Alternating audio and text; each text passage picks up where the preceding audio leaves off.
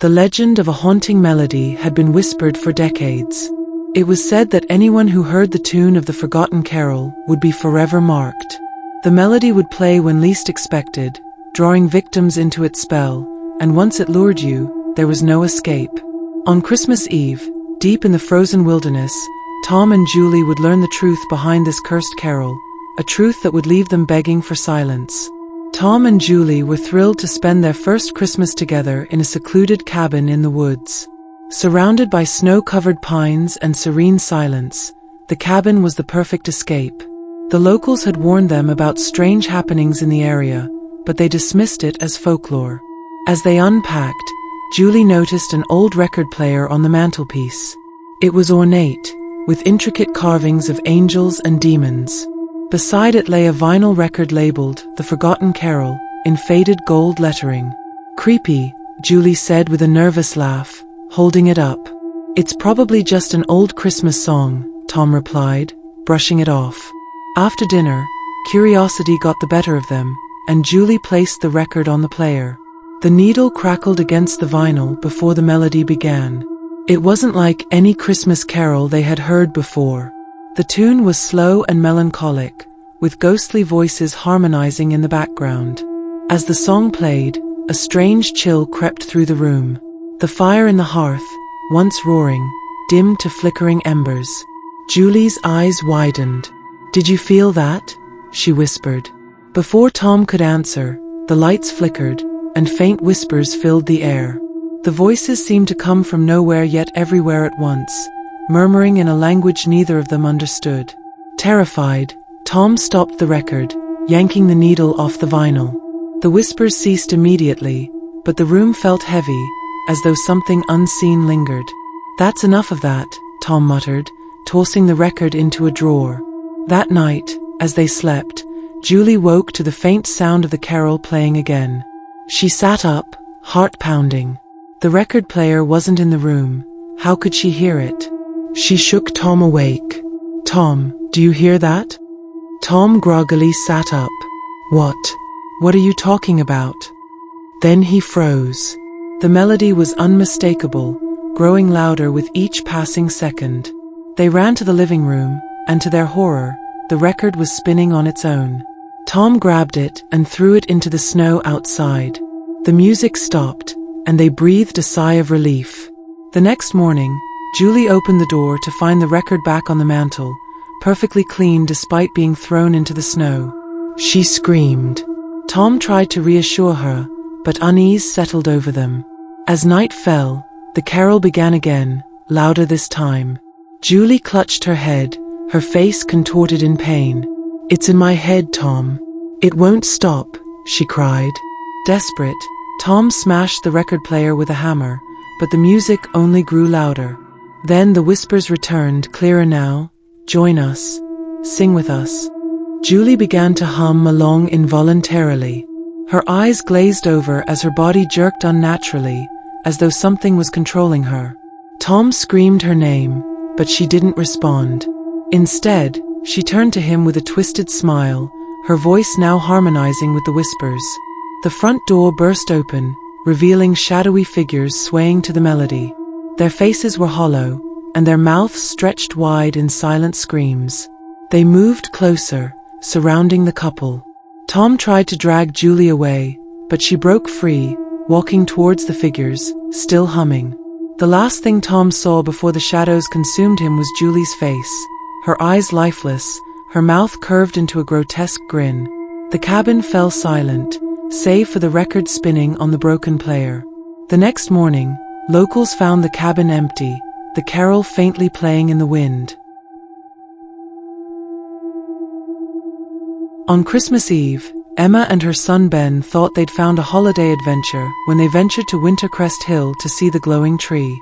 But the tree wasn't a festive decoration, it was a predator, its ornaments made of souls and its roots thirsting for flesh. By the time they realized the truth, it was too late. The tree didn't just crave visitors, it followed them home. Emma had always wanted a fresh start for her and her son Ben, after her divorce. When she found the picturesque, snow-draped town of Wintercrest, it seemed like the perfect place. The locals were kind and welcoming, though their friendly smiles often faltered when they spoke of Wintercrest Hill. "Don't go there. Especially not on Christmas Eve," warned the elderly grocer when Emma asked for directions. His voice quivered, and his eyes darted nervously to the frosted windows. Emma brushed it off as superstition. But for 8-year-old Ben, the warnings only made the stories more intriguing.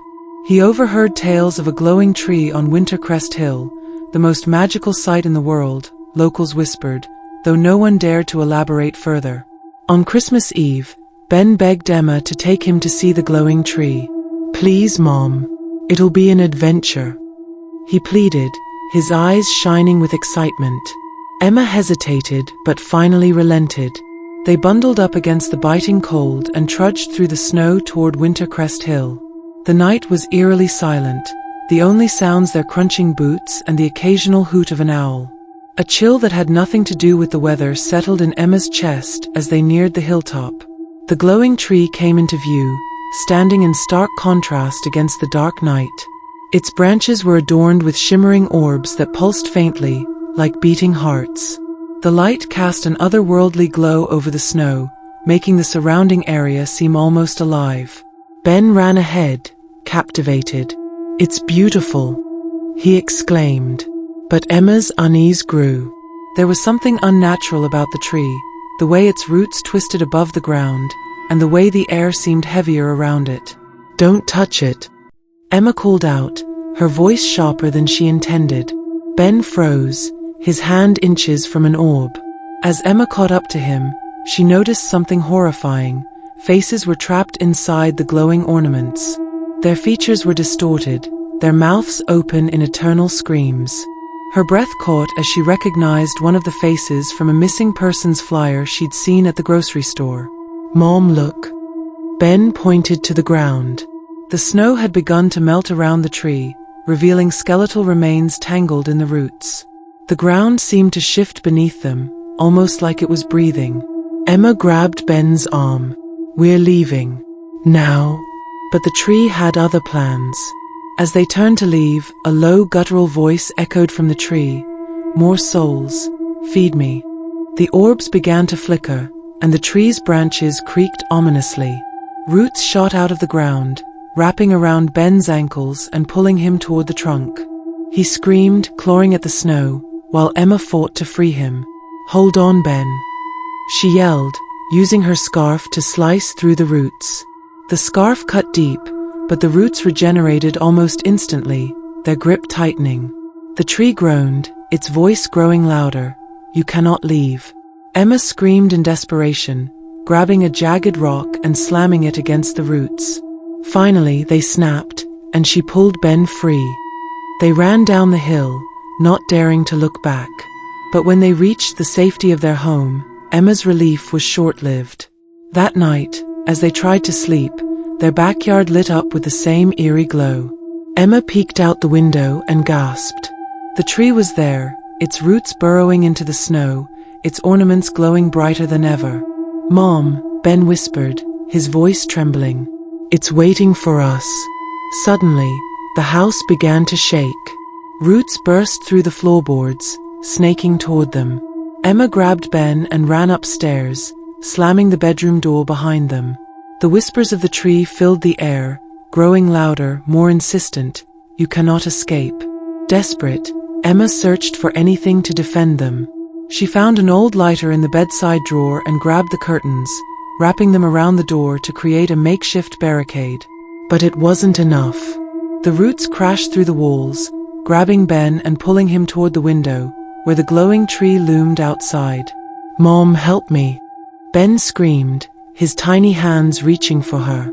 Emma lunged forward, grabbing his arm and pulling with all her strength. But the roots were too strong. With a sickening crunch, they yanked Ben through the shattered glass. His scream was cut short as the tree consumed him, his face appearing in one of the ornaments, frozen in terror. Emma collapsed to the floor, sobbing. The tree's glow faded, and the roots retreated, leaving the house in silence.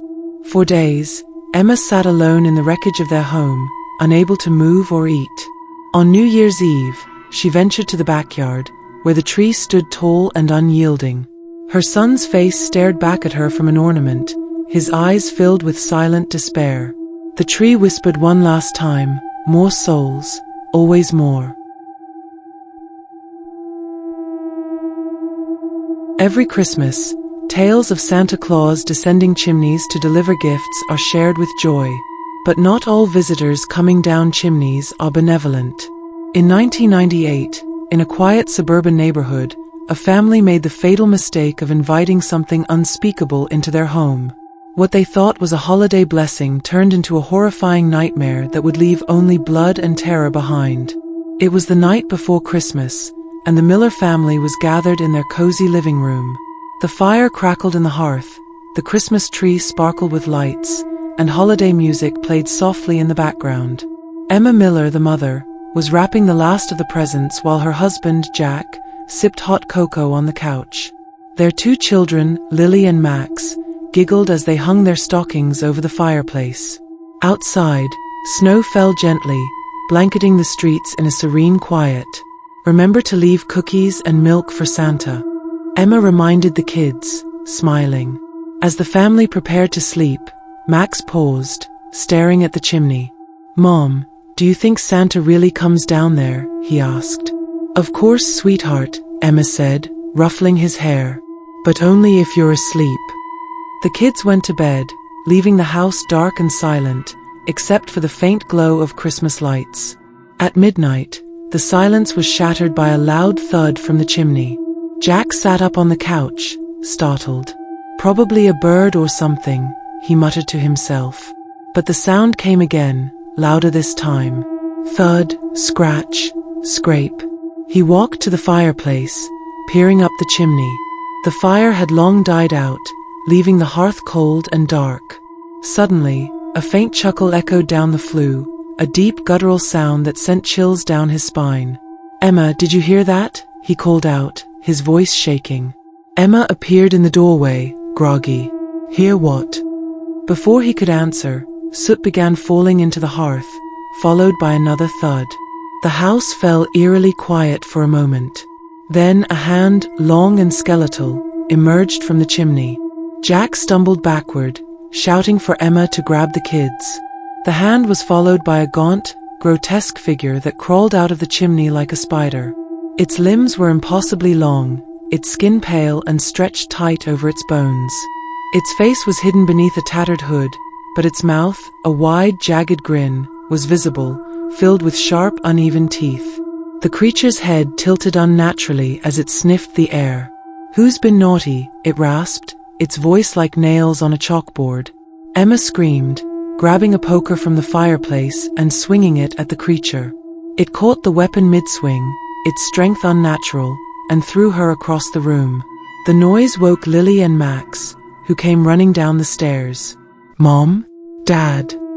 Max called out, his voice trembling. The creature turned its head toward the children, its grin widening. "Ah, little ones, the best gifts of all," it hissed, scuttling toward them. "Run!" Jack yelled, blocking its path.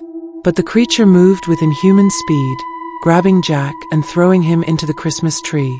Ornaments shattered as the tree toppled, plunging the room into near darkness. Emma grabbed the kids, dragging them toward the front door, but the creature was faster. It appeared in front of them, blocking their escape. Its grin grew impossibly wider as it opened its mouth, revealing a black void. The creature lunged, grabbing Max by the arm. Emma screamed, clawing at the creature, but it was like fighting stone. "Let him go," she cried, tears streaming down her face. The creature paused, tilting its head as if considering her plea. Then, with a horrifying laugh, it whispered no. It pulled Max toward the chimney, its long limbs bending unnaturally as it began climbing back up, dragging the boy with it. "No!" Emma screamed, grabbing onto Max's other arm.